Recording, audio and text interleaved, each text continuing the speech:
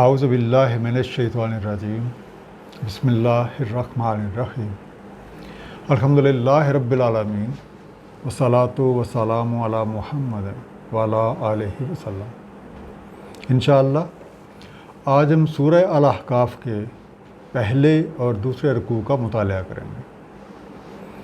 یہ ایک مکی صورت ہے، نزول قرآنی کے لحاظ سے 66ویں اور ترتیب قرآنی کے لحاظ سے 46ویں صورت ہے۔ اس کی کل 35 آیات ہیں جو کہ 4 رکوع پہ مشتمل ہیں۔ احقاف کا روٹ حقف ہے کاف فے ہے، اور اس سے بننے والا واحد لفظ جو قرآن کریم میں موجود ہے وہ اسی سورہ کی آیت نمبر 21 الاحقاف کے نام سے۔ یہ جو احقاف کا لفظ ہے اس کے معنی ہیں ریت کے اونچے ٹیلے،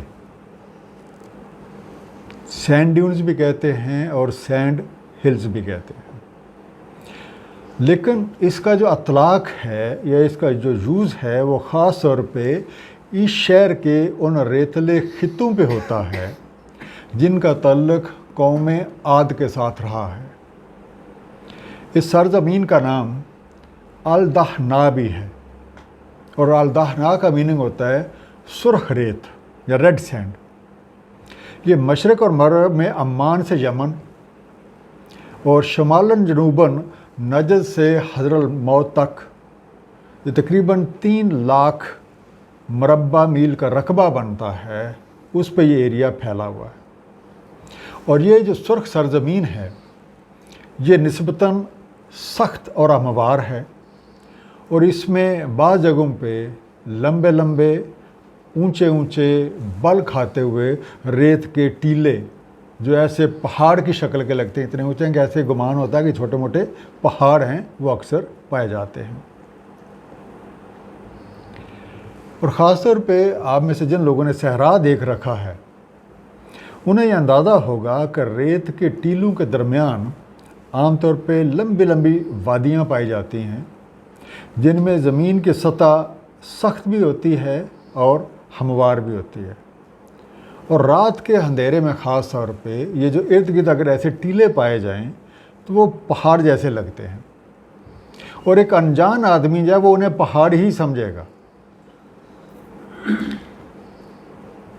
سوائے ان لوگوں کے جن کو یہ حقیقت معلوم ہے۔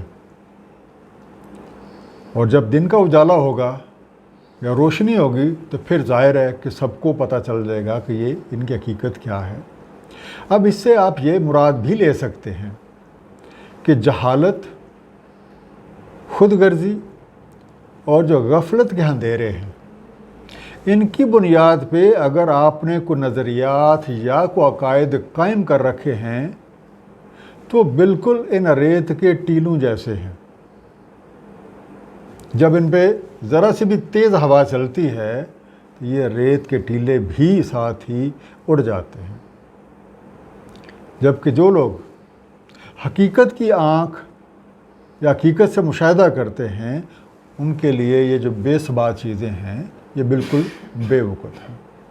اس دعا کے ساتھ کہ اللہ تعالیٰ اپنے حبیب نبی پاک صلی اللہ علیہ وآلہ وسلم کی نسبت سے ہمیں صحیح فہم عطا فرمائیں، آئیے اب مطالعہ قرآن کا آغاز کرتے ہیں۔ سورہ الاحقاف رکوع نمبر 1 اور 2 جو کہ آیات نمبر 1 سے 20 ہیں۔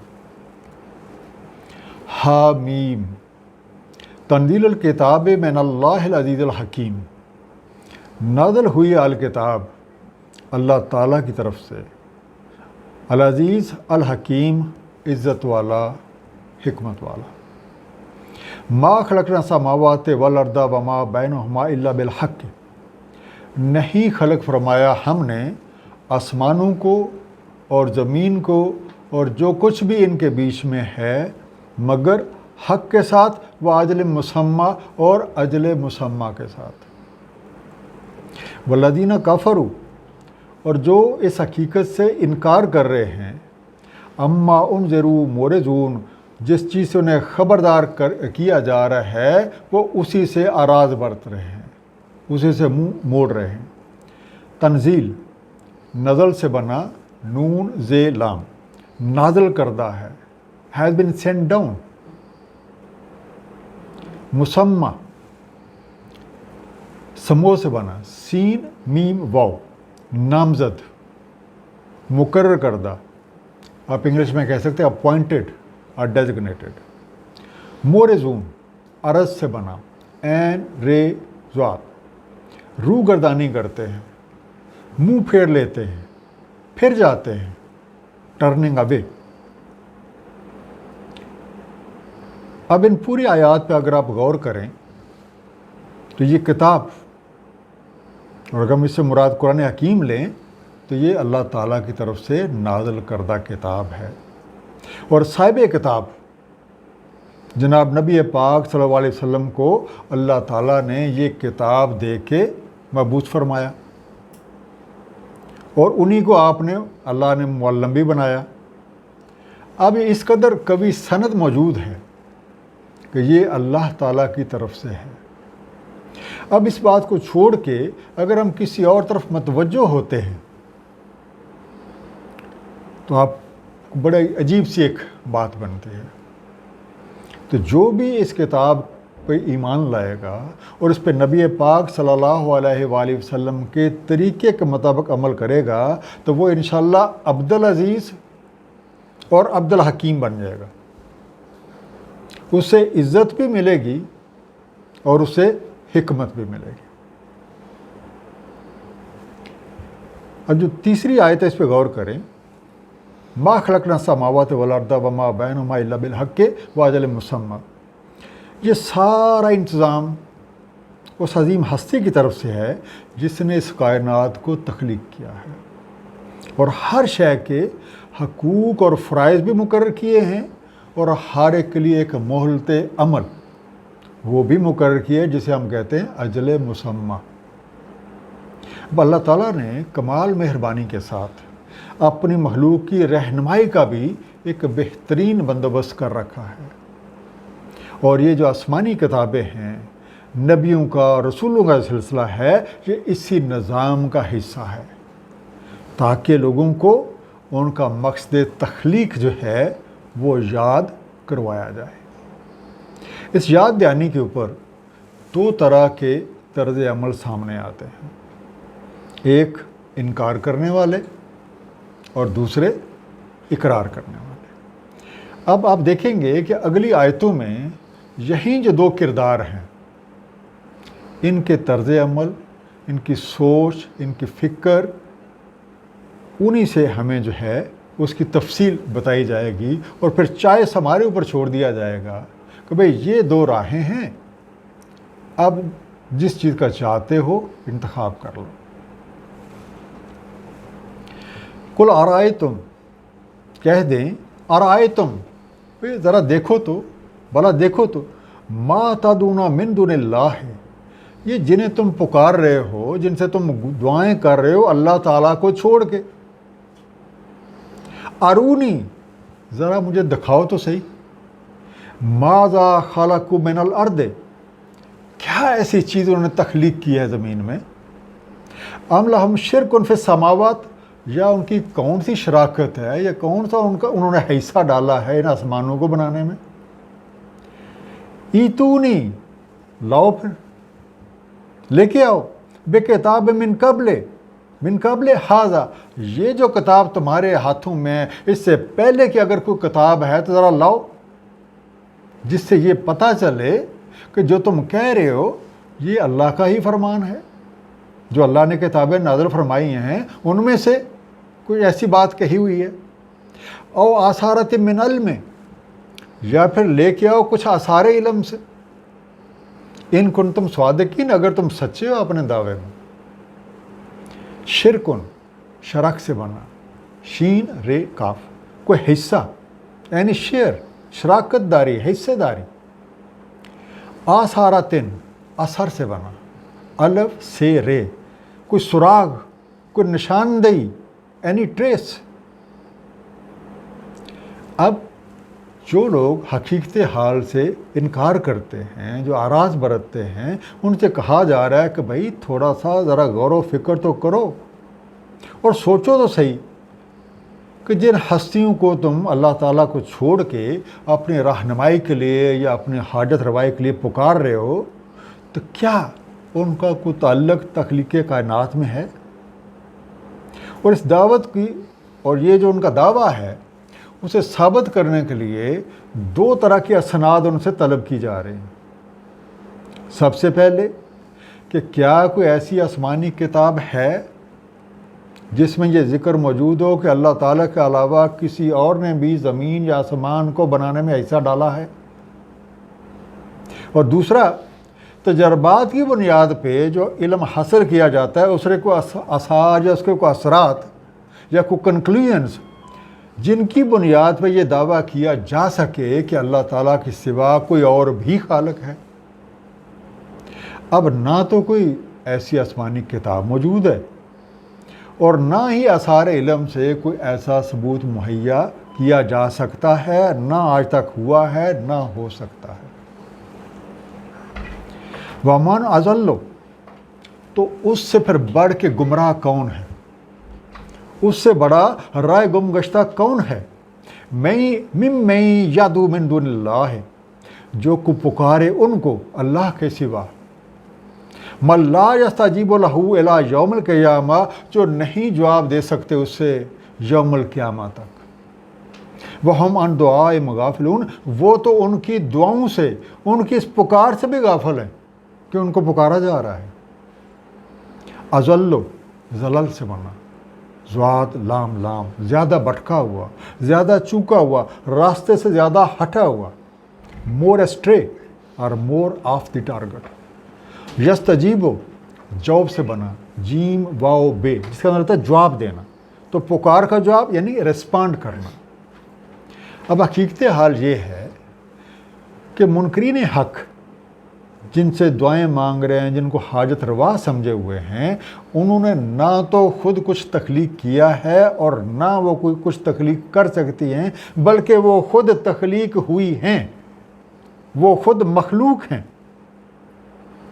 اور اس بات کا ثبوت ہمیں سورہ النحل کی آیت نمبر 20 سے ملتا ہے، جس کا ترجمہ ہے، اور جن کو پکارتے ہیں اللہ تعالیٰ کے سوا، نہیں خلق کی انہوں نے کوئی شے اور وہ خود خلق کیے گئے ہیں۔ اب ظاہر ہے مخلوق کسی بھی طرح سے خالق کے برابر نہیں ہو سکتی، کیونکہ مخلوق ہمیشہ خالق کی محتاج ہوتی ہے۔ تو جو ایک محتاج ہے اور جو ایک بے احتیاج ہے، یہ تو کبھی بھی برابر نہیں ہو سکتے۔ اور خالق حقیقی، قل هو اللہ احد اللہ الصمد، اللہ احد ہے، اللہ بے احتیاج ہے۔ اللہ تعالیٰ جو کہ خالق اور مالک حقیقی ہیں، وہ تو ہر طرح کی احتیاج سے بے نیاز ہیں اور سارے ان کے محتاج ہیں۔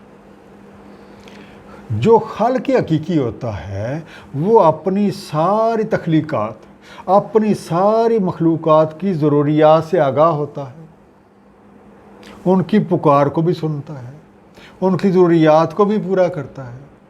تو یہ ایک اور دلیل ہے کہ جو تمہاری دعا ہی نہیں سن سکتے، جو تمہاری احتیاج ہی پوری نہیں کر سکتے، وہ الہ کیسے ہو سکتے ہیں؟ وَإِذَا حُشِرَ النَّاسُ، اور جب حشر کیا جائیں گے لوگ، حشر بزور اکٹھے کیے جائیں گے، جب اکٹھے کیے جائیں گے لوگ، كَانُوا لَهُمْ أَعْدَاءً، تو وہ جن کو شریک بنا رکھا ہے، جن کو الہ مانا ہوا ہے، وہ ہو جائیں گے ان کے دشمن۔ كَانُوا لَهُمْ أَعْدَاءً، ہو جاتے وہ ان کے دشمن۔ وَكَانُوا بِعِبَادَاتِهِمْ كَافِرِينَ، اور ان کی بندگی سے انکار کر دیتے ہیں۔ جو پوجا پاٹ کر رہے تھے انہی کی بندگی سے جن کو پوجا جا رہا تھا وہ بالکل منکر ہو جاتے۔ وَإِذَا تُتْلَىٰ عَلَيْهِمْ آيَاتُنَا بَيِّنَاتٍ، اور جو منکرین حق ہے ان کے طرف اب طرز جا رہی ہے. وَإِذَا تُتْلَىٰ عَلَيْهِمْ آيَاتُنَا بَيِّنَاتٍ، جب ان پہ تلاوت کی جاتی تھی ہماری آیات بینات، ہماری روشن اور واضح احکامات جب بتائے جاتے تھے. قَالَ الَّذِينَ كَفَرُوا لِلْحَقِّ، تو کہتے کافر حق کے بارے میں، لَمَّا جَاءَهُمْ، جب بھی ان کے پاس آتا، هَذَا سِحْرٌ مُبِينٌ، یہ تو ایک جادو ہے. اب ذرا بھٹکے ہوئے جو لوگ ہیں، جو راہ سے دور ہیں، ضلال ہیں، ان کے بارے میں ذرا سوچئے اور وہ موقع ایک ذہن میں رکھیں کہ جب وہ خود اور ان کے خود ساختہ معبود یہ سارے کے سارے اکٹھے ہو کے اللہ وحدہ لا شریک کے سامنے پیش ہوتے ہیں، اور جن کو معبود بنا رکھا تھا وہ ان کی عبادت سے انکار کر دیتے ہیں. اس طرح کا کچھ احوال جو ہے وہ سورہ الفرقان کی آیت نمبر 17 اور 18 میں بھی ہے، بڑے کلیئر ورڈز میں. ترجمہ اس طریقے سے ہے، اور جس دن اکٹھا کرے گا وہ انہیں اور جن کی وہ عبادت کرتے رہے چھوڑ کے اللہ کو، پھر فرمائے گا ان جن کو معبود بنایا ہوا ان معبودوں سے فرمائے گا خود ساختہ جو ہیں، کیا تم نے بہکایا میرے ان بندوں کو یا یہ خود بہہ کے راہ سے؟ تو وہ عرض کریں گے پاک ہے تو، سبحانک، نہ تھا ہمارے لیے کہ بناتے تیرے سوا کسی کو اپنا دوست. آپ دیتے رہے متاع ان کو، ان کے باپ دادوں کو بھی، حتیٰ کہ انہوں نے بھلا دیا آپ کی یاد کو، اور ہو رہے یہ تباہ ہونے والے. یہ ہے پھر جواب جو ملے گا. اب آیت نمبر 7 جو آپ کے سامنے ہے، اسی طرح کے منکرین جو ہیں ان سے یہ خطاب ہے کہ جب انہیں اللہ تعالیٰ کی واضح ہدایات جو ہیں وہ بتائی جاتی تھی، ان کی خبر دی جاتی تھی، تو وہ پیغام حق کو جادو قرار دیتے تھے. ام یقولون افترا، کیا کہتے ہیں وہ کہ یہ افطرا کیا ہوا ہے اس کا، کہ یہ جو رسول جو پیغامبر انہیں یہ پیغام پہنچا رہا ہے اس نے خود سے گھڑ کے اسے پیش کر رہا ہے. کل کہہ دیں ان افتریتہ، اگر میں نے یہ خود گڑا ہوا ہے، فلا تملکون لی من اللہ شیئا، تو تمہارے پاس کوئی اختیار نہیں ہے میرے بارے میں اللہ تعالیٰ کی طرف.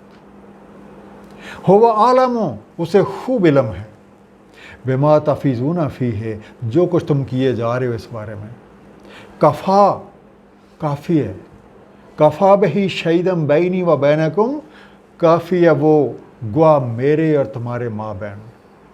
وہو الغفور الرحیم، اور وہ تو بہت بخشنے والا بہت مہربان ہے.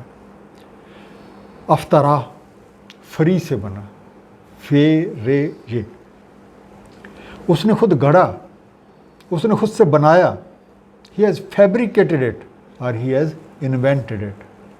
تفیضون، فیض سے بنا، فے یہ ذات، تم لگے ہوئے ہو، یو آر انگیجڈ، جن باتوں میں جن کاموں میں تم لگے ہوئے ہو، یو اٹر، یا تم بولے جا رہے ہو اس بارے میں.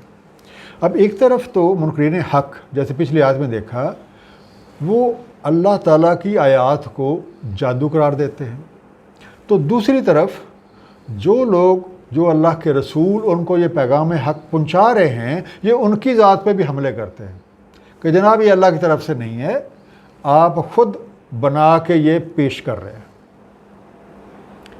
یاد رکھیں افطرا کرنے والا کسی نہ کسی ذاتی غرض کی بنیاد پہ ایسا کرتا ہے. اب حقیقت حال یہ ہے کہ نہ تو اس رسول کی جو اللہ کے رسول ہوتے ہیں ان کی کوئی اپنی غرض ہوتی ہے، اور نہ اللہ تعالیٰ کی کوئی اپنی ذاتی غرض ہے. یہ پیغام حق مخلوق کی بھلائی کے لیے ہے، اور اللہ کو خوب معلوم ہے کہ ایسی حرکتیں، یہ جو الزام لگائے جا رہے ہیں اس کے رسولوں پہ، ایسی حرکتیں کون کر رہا ہے. کل کہہ دیں ما کنتم بدء من الرسل، بھئی میں کوئی انوکھا رسول نہیں ہوں، میں کوئی نیا رسول نہیں ہوں. وما ادری ما یفعل بی ولا بکم، اور مجھے کیا پتا کہ کیا ہوگا میرے ساتھ اور کیا کیا جائے گا تمہارے ساتھ. ان اتبع الا ما یوحی الی، نہیں اتباع کرتا میں مگر جو وحی کی جاتی ہے میری طرف، کہ میں تو صرف اور صرف جو اللہ کا پیغام میرے پاس آتا ہے، جو اللہ کی وحی میرے پاس آتی ہے، میں تو صرف اور صرف اسی پہ عمل کرتا ہوں، اسی کی اتباع کرتا ہوں۔ وما انا الا نذیر مبین، میری اپنی کوئی اور حیثیت نہیں ہے، لیکن جو اللہ نے مجھے ڈیوٹی دی ہے کہ تمہیں خبردار کروں ایک واضح طور پہ، کہ جو کچھ تم کام کیے جا رہے ہو ان کا انجام اچھا نہیں ہے۔ بدع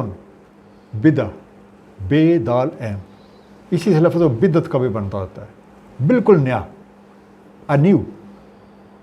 ادری دری سے بنا، دال رے یہ میں جانتا ہوں، آئی نو۔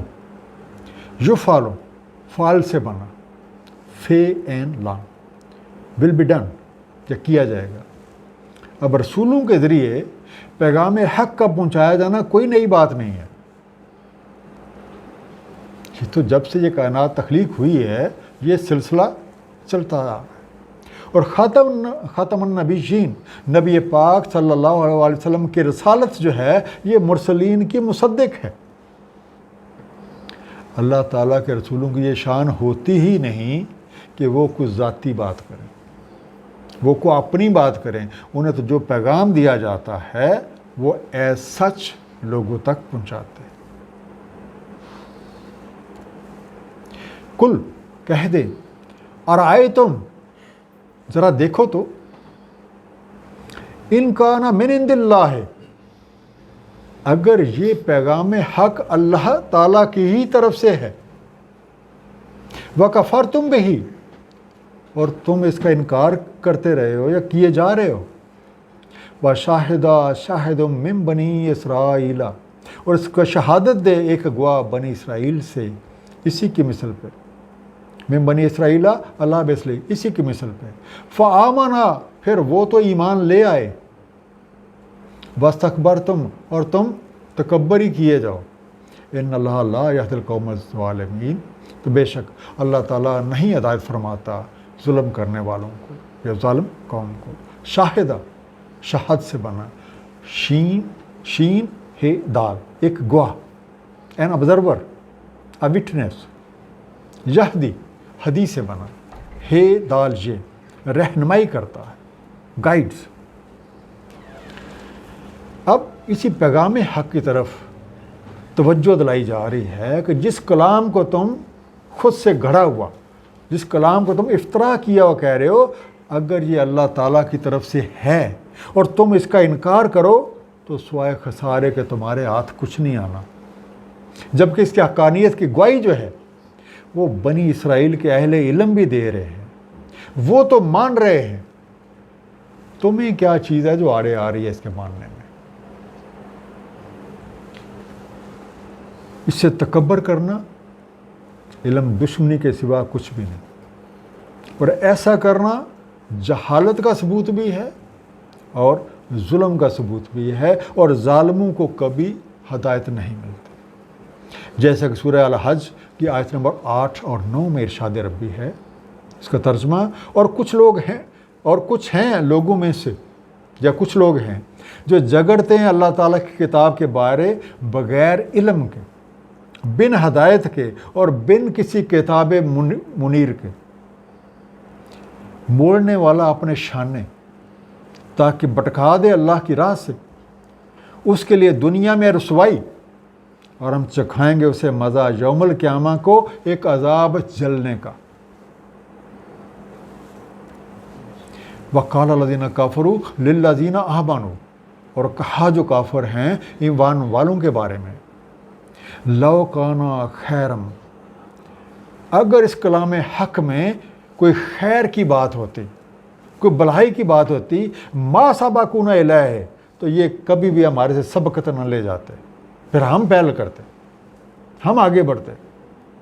وَإِذْ لَمْ يَهْتَدُوا بِهِ، اور جب نہیں ہدایت پائی انہوں نے اس سے، فَسَيَقُولُونَ، تو پھر یہ کہتے ہیں، هَذَا إِفْكٌ قدیم، یہ تو ایک قدیمی جھوٹ ہے، جو پہلے بھی بولا جاتا تھا اب بھی وہی بولا جا رہا ہے۔ سبقونا، سبق سے بنا، سین بے کاف.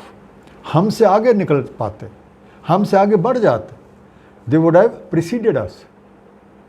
افکن, افق سے بنا, الف فے کاف, سچ کے بالکل الٹ, جھوٹ, فالس, اور فالسیفیکیشن بھی آپ کہہ سکتے. حق کا انکار کرنے والوں کا جو مطمع نظر ہے وہ دنیا کی زینت ہے, اور اسی دنیا میں جو کچھ نعمتیں, جو کچھ وسائل انہیں حاصل ہیں, وہ اسی کو کامیابی اور ناکامی کا معیار جو ہے وہ قرار دیتے ہیں. اور یہ سمجھ بیٹھتے ہیں چونکہ ان کے پاس وسائل زیادہ ہیں, ان کے پاس دولت زیادہ ہے, اس لیے وہ جو غریب اور نادار اہل ایمان ہیں ان سے تو وہ آگے بڑھے ہوئے ہیں اور وہ اللہ کے زیادہ چہیتے ہیں. اللہ تعالیٰ کے پیغام حق میں یقیناً بہتری ہے, لیکن بہتری اسے نظر آتی ہے جو اس کلام کو ادب کے ساتھ سنے, مکمل غیر جانبداری سے اس پہ غور و فکر کرے. لیکن جو آدمی اپنی پسند اور ناپسند کو معیار دیتا ہے اس پہ حقیقت کبھی بھی نہیں کھلے گی. وَمِن قَبْلِهِ کتاب موسیٰ اماما ورحمہ, اس سے پہلے کتاب موسیٰ امام اور رحمت تھی. قرآن کریم کے نازل ہونے سے پہلے حضرت موسیٰ علیہ السلام کے اوپر توریت جو نازل ہوئی تھی تو اس کا یہ رول تھا. وَهَذَا كِتَابٌ مُصَدِّقٌ لِسَانًا عَرَبِيًّا, وَهَذَا کتاب, اور یہ کتاب جو آپ لوگوں کے ہاتھ میں ہے قرآن کریم, مصدق, مصدق ہے, تصدیق کر رہی ہے, لسانًا عربیًا, یہ عربی زبان میں ہے. لِيُنذِرَ, اب اس کا مقصد بھی بتایا جائے, لِيُنذِرَ الَّذِينَ ظَلَمُوا, تاکہ آپ خبر فرما دیں, خبردار فرما دیں ان لوگوں کو جو ظلم کر رہے ہیں. اب خبردار کس نے کرنا ہے؟ جس کے اوپر کتاب نازل ہوئی ہے. تو قرآن اور صاحب قرآن, یہ رشتہ تھرو آؤٹ دی قرآن آپ کو نظر آئے گا. وَبُشْرَى لِلْمُحْسِنِينَ, اور بشارت احسان کرنے والے, محسنین کے لیے, اچھے کام کرنے والے. امامن, امم, الف میم, میم سے بنا, پیشوا, سربراہ, لیڈر, پرنسپل, مینیجر, سپروائزر, ان سے کوئی لفظ بھی آپ استعمال کریں, کیونکہ امام کا ایک اپنا میننگ ہوتا ہے جس سے اوپر اور کوئی بھی نہیں. مصدقن, صدق سے بنا, سواد دال کاف, صداقت کی توثیق کرنے والے, صداقت کی توثیق کرنے والے, which certifies or endorses the truthfulness. جس سے جب آپ کوئی سرٹیفکیٹ لے جاتے ہیں کسی کے پاس اٹیسٹیشن کے لیے تو وہ مور لگا کہتا ہے certified true copy. To certify truthfulness, صداقت بتانے والے نہیں, اس کی سرٹیفکیشن کرنے والے, وہ ہے مصدق.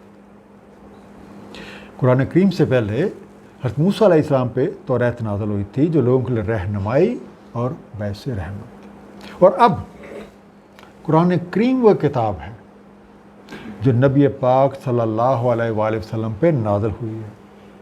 یہ اپنے سے پہلے آنے والی تمام کتابوں کی مصدق ہے, اور ان کے اندر جتنی بھی تعلیمات تھیں یہ سب کی محافظ ہے. محافظ اس طرح سے کہ وہ ساری کی ساری تعلیمات اس کتاب میں موجود ہیں, وہ سارے مضامین اس کتاب میں موجود ہیں. تو گویا حال ماضی کا مصدق ہے اور ماضی حال کا. یہ کتاب مقصد تخلیق کی یاد دہانی, خلاف حق کرنے والوں کو بھیانک انجام کی خبر, اور ایک بہترین انداز میں, ایک احسن انداز میں زندگی جو ہے گزارنے والوں کے لیے خوشخبری. ان الذین قالوا, بے شک وہ والے لوگ جنہوں نے یہ کہا, ربنا اللہ, ہمارا رب تو اللہ تعالیٰ ہے, ثم استقاموا, پھر اس کے اوپر استقامت اختیار کر لی, ڈٹ گئی اسی بات پہ, فلا خوف علیہم ولا هم یحزنون, تو پھر نہیں ہے ان پہ کچھ خوف اور نہیں ہے وہ محزون. اولئک ایسے ہوتے ہیں، اولئک اصحاب الجنہ ایسے پھر ہوتے ہیں جو جائیں گے جنت میں، خالدین فیہا اسی میں رہیں گے، اسی میں رہتے ہیں، جزاء بما کانوا یعملون جزا اس کی یا صلہ اس کا جیسے اعمال کیے انہوں نے۔ اب احسن طور پہ عمل کرنے والوں کا حال یہ ہے کہ وہ اللہ تعالیٰ کو اپنا رب تسلیم کرتے ہیں، اور اس کے بعد جو انہوں نے زبان سے کہا اس کا عمل سے ثبوت دیتے ہیں، یہ ہے وہ استقامت۔ تو ایسے لوگ اللہ کے دوست بن جاتے ہیں، اور جو اللہ کے دوست ہوتے ہیں تو پھر انہیں نہ خوف ہوتا ہے، اللہ کریم پھر انہیں خوف اور غم سے محفوظ فرما دیتے ہیں، اور ایسے لوگ ہیں جو جنت میں جائیں گے یا جو جنت میں رہتے ہیں۔ وَوَصَّيْنَا الْإِنسَانَ بِوَالِدَيْهِ إِحْسَانًا، اور وصیت کی ہم نے انسان کو اپنے والدین سے حسن سلوک کی۔ حَمَلَتْهُ أُمُّهُ كُرْهًا، اٹھائے رکھا اس کی ماں نے اسے زحمت سے، تکلیف سے۔ وَوَضَعَتْهُ كُرْهًا، اور اسے وضع کیا، جب اسے جنم دیا تکلیف سے۔ وَحَمْلُهُ، اس کا پیٹ میں اٹھائے رکھنا۔ وَفِصَالُهُ، اور اس کا دودھ چھڑانا، بلکہ پوری مدت دودھ پلانے کی۔ 30 شہرا، 30 مہینے، حمل پلس دودھ چھڑائی ملا کے 30 مہینے۔ حتیٰ اذا بلغ اشدہ، حتیٰ کہ وہ پہنچ گیا اپنی پوری جوانی کو، اپنے پورے زور کو، اپنی پوری شدت کو۔ وَبَلَغَ 40 سنہ، اور پھر جا پہنچا 40 برس کو۔ کالا، تو کہتا ہے رب اوزینی، ہے میرے رب مجھے شرف دے، ان اشکرا نعمتک اللاتی، کہ میں تیری نعمتوں کا شکر ادا کروں۔ انعمت علیہ، جو آپ نے انعام فرمائی ہیں میرے اوپر، وعلی والدیہ، اور میرے والدین کے اوپر، وان اعمل صالحا ترضاہ، اور میں ایسے اعمال صالح کروں کہ تو راضی ہو جائے۔ وَأَصْلِحْ لِي فِي ذُرِّيَّتِي، اصلاح فرما دے میرے لیے میری اولاد کی بھی۔ انی تبت الیک، میں نے اپنا رخ تیری طرف کر لیا، میں تو پورا متوجہ تیری طرف ہو گیا۔ وَإِنِّي مِنَ الْمُسْلِمِينَ، اور میں ہوں مسلمانوں میں سے، میں ہوں فرمان برداروں میں سے۔ کرہن، کرہ، کاف رے ہے، سختی، مشکل، ہارڈشپ، ڈیفیکلٹی، سفرنگ۔ فصالہ، فصل سے بنا، فے سوات لام، اس بچے کی دودھ چھڑائی، ویننگ آف ہم۔ اوزینی، اس لفظ پہ ذرا غور کیجیے گا۔ اوزینی عام طور پہ اوزینی کا ترجمہ کیا جاتا ہے مجھے توفیق دے۔ نو، توفیق الگ سے قرآن کریم کا لفظ ہے اور اس کا اپنا میننگ ہے۔ اوزینی کا روٹ ہے وضع، واو زے این، مجھے اہلیت دے، مجھے وہ درجہ دے، مجھے وہ شرف دے۔ گرانٹ می دی رینک اور گرانٹ می دی پوزیشن، مجھے ایسی پوزیشن میں لا کہ میں تیری نعمتوں کا شکر ادا کروں۔ اب اس پوری آیت پہ غور کیجئے۔ والدین سے حسن سلوک کے بارے میں قرآن کریم میں متعدد آیات موجود ہیں۔ ان میں سے کچھ جو ہیں ان کا مفہوم میں آپ کے سامنے رکھ رہا ہوں۔ سورہ بقرہ آیت نمبر 83۔ اور جب ہم نے لیا میثاق بنی اسرائیل سے، مت عبادت کرنا کسی کی سوائے اللہ تعالیٰ کے، اور والدین کے ساتھ حسن سلوک کرنا، قرابت داروں اور یتیموں اور مسکینوں کے ساتھ بھی، کہنا لوگوں کے بارے میں اچھی باتیں، قائم رکھنا صلاۃ اور طریقہ زکوٰۃ، پھر تم پھر گئے سوائے تم میں سے چند ایک کے، اور تم تو ہو ہی اراض برتنے والے۔ اس طریقے سے سورہ بقرہ کی آیت نمبر 215 آپ سے پوچھتے ہیں کیا خرچ کریں؟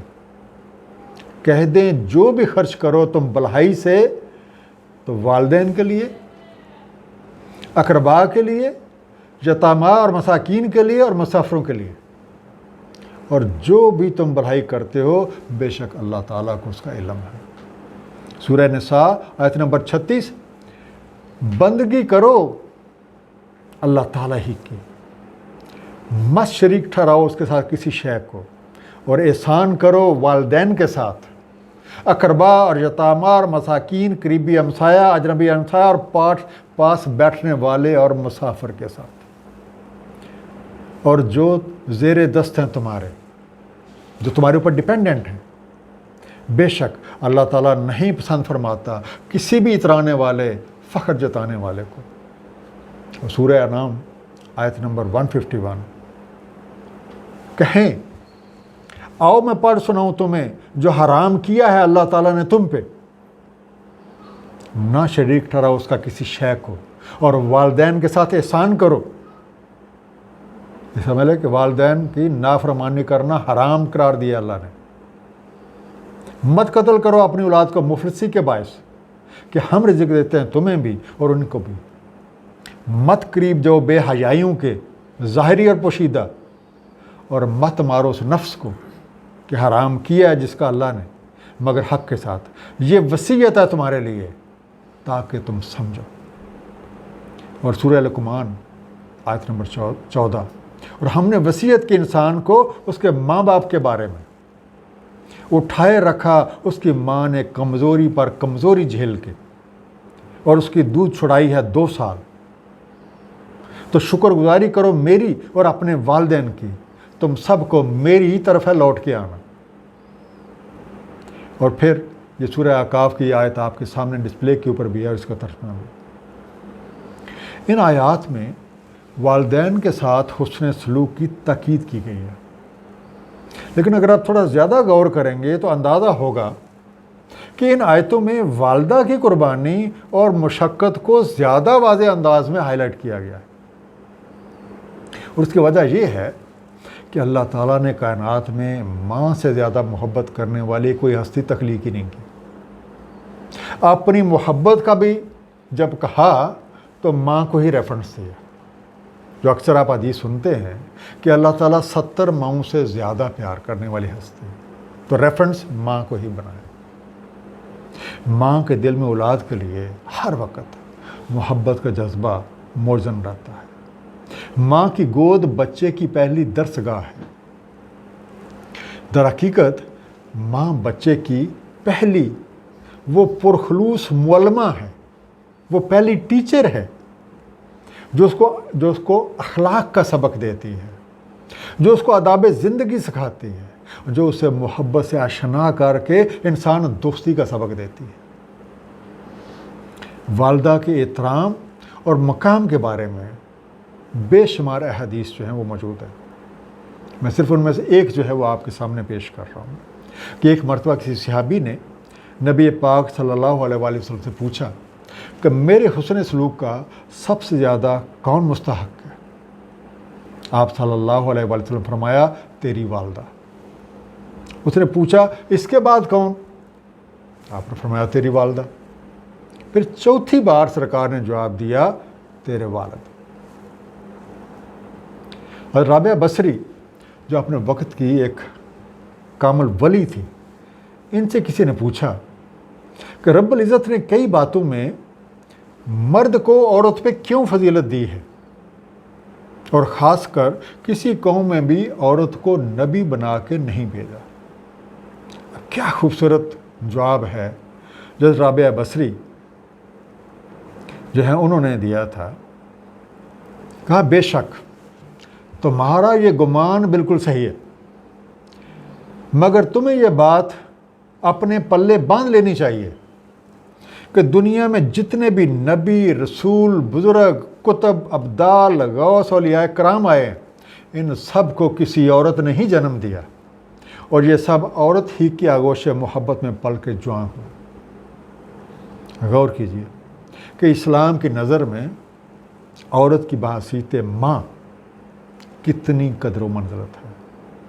ماں کے بعد باپ کا رتبہ ہے، اور اس کا سبب ظاہر ہے کہ ماں انسانیت کو جنم دے کے اس کے ارتقاء میں ایک اہم کردار ادا کرتی ہے، تو باپ اس کے لیے وسائل مہیا کرتا ہے۔ بچے کا اصل مالک اور مختار تو خالق کائنات ہے، نہ اس کا خالق جو ہے وہ اس کا ابا جان ہے، تو نہ خالق اس کی والدہ ہے۔ اصل مالک تو خالق کائنات ہے، جو مالک ارض و سما بھی ہے۔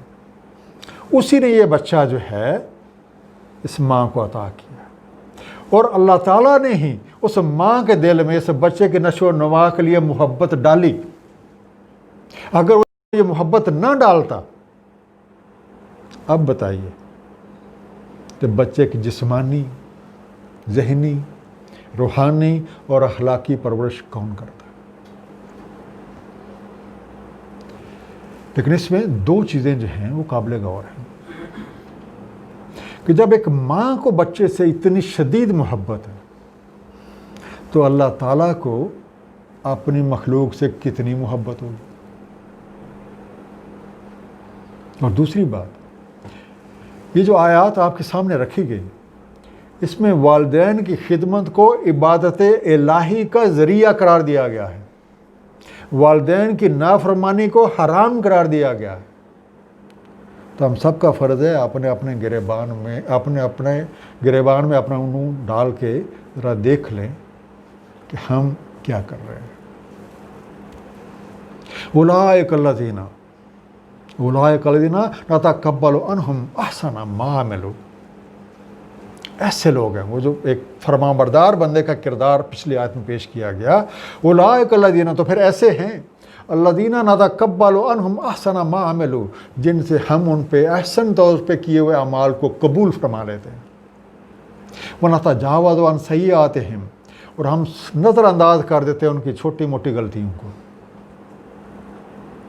فی اصحاب الجنہ، یہ بھی ہیں اصحاب جنت میں سے۔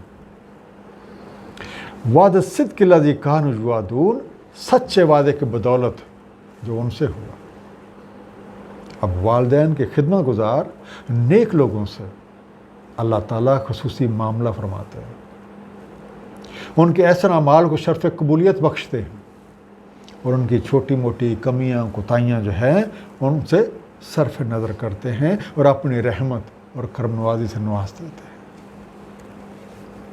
والذی، اب دوسری پارٹی کا ذکر ہو رہا ہے، والذی قال لوالدیہ اف لکما، اور جس نے کہا اپنے والدین سے اف لکما، اف ہے تم دونوں پہ، اتعداننی، کیا تم مجھے وعید دیتے ہو، ان اخراجا، کہ میں نکالا جاؤں گا، میں نکال کھڑا کیا جاؤں گا، وقد خلت القرون من قبلی، حالانکہ گزر چکے ہیں کئی ادوار مجھ سے پہلے۔ تم مجھے یہ بتا رہے ہو کہ مرنے کے بعد مجھے کھڑا کیا جائے گا، مجھے حساب دینا پڑے گا۔ وَهُمَا يَسْتَغِيثَانِ اللَّهِ، اور وہ دونوں فریاد رسی چاہتے ہیں اللہ تعالیٰ سے، وہ دونوں اللہ سے دعائیں کر رہے ہیں، اور کیا کہہ رہے؟ وَيْلَكَ، اپنے بیٹے سے کہتے ہیں وَيْلَكَ، افسوس ہے تم پہ، آمن، اللہ پہ ایمان لے آ، حق کو تسلیم کر لے، ان وعد اللہ حق، بے شک اللہ تعالیٰ کا وعدہ تو سچ ہے، حق ہے۔ فَيَقُولُ، تو پھر وہ کہتا ہے، ما ھذا الا اساطیر الاولین، نہیں ہے یہ جو کچھ تم مجھے بتا رہے ہو مگر کہانیاں پہلوں کی، یہ تو پرانی سٹوریز ہیں جو تم مجھے بتائے جا رہے ہو۔ غور کیجیے، یہ آیت ایک نافرمان اولاد کا طرز عمل اور اللہ کے حکموں کی صریح خلاف ورزی کرنے والوں کے بارے میں، جیسا کہ سورہ بنی اسرائیل آیت نمبر 23 اور 24، اس سے بھی اسی آیت کی تشریح ہوتی ہے۔ اور ارشاد فرمایا، تیرے رب نے نہ بندگی کرو مگر اسی کی، اور والدین کے ساتھ حسن سلوک کرنا، اور اگر وہ پہنچیں تیرے سامنے بڑھاپے کو، ان میں سے کوئی ایک یا وہ دونوں، مت کہنا ان سے اف، اور نہ جھڑکنا انہیں، اور کہنا ان سے بات احترام سے، اور بچھاؤ ان کے لیے دامن عاجزی کا رحمت سے، اور کہو، اے میرے رب، ان دونوں پہ رحم فرما جیسے انہوں نے میری پرورش کی تھی میرے چھوٹے ہوتے ہوئے۔ اور اس کے بعد والی آیات جو اس کے بعد سبسیکوینٹلی آپ آئیں گے تو نیچرلی اس طرح کے جب ایک بندے کی ذکر ہوا تو اس کا انجام جو ہے وہ بھی آپ کو بتایا گیا۔ اولئک الذین حق علیہم القول، تو پھر ایسے لوگ ہیں یہ جن پہ ثابت ہو گیا وہ قول، فی امم قد خلت من قبل من الجن والانس، انہی امتوں جیسا، اس سے پہلے بھی یہ لوگ ایسی حرکتیں کرتے رہے، انہی امتوں میں سے جو گزر چکے ہیں اس سے پہلے جن و انس کی، کہ یہ کب سے یہ سلسلہ چلا آ رہا ہے۔ تو جو بھی ایسا کام کرتا ہے یہ ذرا دیکھ لیں کہ تاریخ میں ان کے ساتھ کیا ہوا ہے۔ انہم کانوا خاسرین، بے شک وہ خسارے والے، کہ وہ بھی جو پہلے گزرے ہیں وہ بھی خسارے میں پڑے تھے، یہ جو ایسی حرکتیں کر رہے ہیں تو یہ بھی اسی طرح خسارے میں پڑ رہے ہیں۔ وَلِكُلِّ دَرَجَةٍ مِّمَّا عَمِلُوا، ہر ایک کے لیے درجات ہیں جیسے وہ عمل کرے۔ وَلَيُوَفِّيَهُمْ أَعْمَالَهُمْ، اور وہ ضرور لوٹا دیتا ہے انہیں پورے کے پورے ان کے اعمال۔ وَهُمْ لَا يُظْلَمُونَ، اور ان پہ ظلم نہیں ہوتا۔ خلط، خلو سے بنا، خے لام واو، گزر چکی ہیں، آپ کہہ سکتے ہیں گزشتہ، آلریڈی پاسٹ اوے۔ لیجوفیہم، وفی سے بنا، واو فے یہ وفا کرنا، یقینی طور پہ پورے کا پورا بدلہ دیتا ہے، پورے کا پورا اکاؤنٹ کے ساتھ لوٹا دیتا ہے۔ Certainly repay them in full. اب والدین کے ساتھ نافرمانی محض دو افراد کی نافرمانی نہیں ہے، بلکہ یہ اللہ تعالیٰ کے احکامات کی کھلم کھلا خلاف ورزی، نبیوں اور رسولوں کے طریقے کی نفی، احسان نافراموشی، ناشکری، ظلم اور بربریت ہے۔ آیت نمبر 19 جو ہے یہ درجات کے بارے میں، درجات کے قانون سے متعلق ہے، اور درجات کا دار و مدار حسن نیت کے ساتھ کیے گئے اعمال کے ساتھ ہے۔ اور اسی قانون میں یہ وضاحت بھی کر دی گئی ہے کہ ہر عمل کا پورا بدلہ دیا جاتا ہے، خواہ وہ عمل بڑا ہو یا چھوٹا، جیسا کہ سورہ الزلزال آیت نمبر 7 اور 8 میں ارشاد ہے۔ تو جس کسی نے عمل کیا ذرہ بار اچھا وہ اسے ضرور دیکھے گا، اور جس کسی نے عمل کیا ذرہ بار برا تو وہ اسے دیکھے گا۔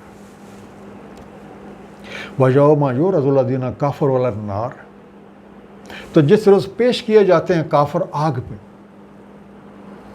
اذھبتم، اب ان سے کیا کہا جاتا ہے؟ اب اذھبتم، تم لے چکے، طیباتکم، اپنے حصے کی طیبات کو، فی حیاتکم الدنیا، اپنی حیات زندگانی میں، واستمتعتم بہا، اور تم نے تمتع کی ان سے، تم نے فائدہ اٹھایا ان سے، فالیوم، تو آج، تجزون عذاب الہون، تمہاری جزا ہے ایک عذاب رسوائی، بما کنتم تستکبرون فی الارض، کیونکہ تم کرتے رہے تھے تکبر زمین میں بغیر حق، نا حق، وبما کنتم تفسقون، اور اس وجہ سے کہ تم کرتے رہے فسق، اور فسق ہوتی ہے کھلم کھلا نافرمانی، جانتے بوجھتے نافرمانی۔ یورازو، عرض سے بنا، این رے ذات، سامنے کھڑے کیے جاتے ہیں، بے نقاب کیے جاتے ہیں، پیش کیے جاتے ہیں، ایکسپوزڈ، براٹ آؤٹ، ایگزبٹڈ۔ اذھبتم، ذہب سے بنا، زال ہے بے، تم لے چکے ہو، you took away, you removed. اب موت کے بعد جب ایسے لوگوں کی پیشی اپنے رب کے حضور ہوتی ہے تو انہیں جتا دیا جاتا ہے کہ دنیا میں تمہیں بے شمار نعمتیں، تمہیں بے شمار وسائل دیے گئے جن کو تم نے محض اپنے ذاتی فائدے اٹھانے کے لیے استعمال کیا، لیکن چونکہ تم نے پیغام حق کے ساتھ بے توجہی برتی، تم نے تکبر کیا، نافرمانیاں کی، تو اس لیے آج جو تمہاری جزا ہے وہ ہے عذاب رسوائی۔ اس کے ساتھ ہمارے دو رکوع مکمل ہوئے، لیکن ان کا ایک مختصر سا خلاصہ، اللہ تعالیٰ نے قرآن حکیم نازل فرمایا اور صاحب کتاب نبی پاک صلی اللہ علیہ وآلہ وسلم کو اس کتاب کا معلم بنایا۔ अब इस किताब पे नबी पाक के तरीके के मुताबिक अमल करने वाला इज़्ज़त और हिकमत पालेगा। खालिक हकीकी ने इस कायनात को तख्लीक करने के बाद हर शय के हकूक़ और फ़राइज़ मुतय्यन कर दिए हैं और हर एक के लिए एक मोलत अमल मुकर्रर कर दिए हैं, और साथ ही साथ कमाल मेहरबानी के साथ अपनी मखलूक की रहनुमाई का बंदोबस्त भी कर दिया है। आसमानी किताबें, नबी और रसूलों के सिलसिले का मकसद मखलूक को याद दहानी करवाना है। अब जब ये हकीकत सामने आती है तो आम तौर पे दो तर्ज अमल जो हैं वो हमें देखने को मिलते हैं। एक है जो इस पैगाम हक़ को मानते हैं और एक वो जो इसका इनकार करते हैं। अब ये जो इनकार करने वाले हैं, इनके इनकार की वजह कोई इल्मी दलील या आसमानी किताब नहीं है, बल्कि अदम तवज्जुही और गौर व फिक्र की कमी है। जब वो अपनी गर्दों पे कुछ ज़द पड़ता देखते हैं तो फिर तरह तरह के इल्ज़ामात तराशते हैं, और कभी वो इल्ज़ाम कलाम हक़ पे देते हैं और कभी पैगाम हक़ पहुँचाने वाले को।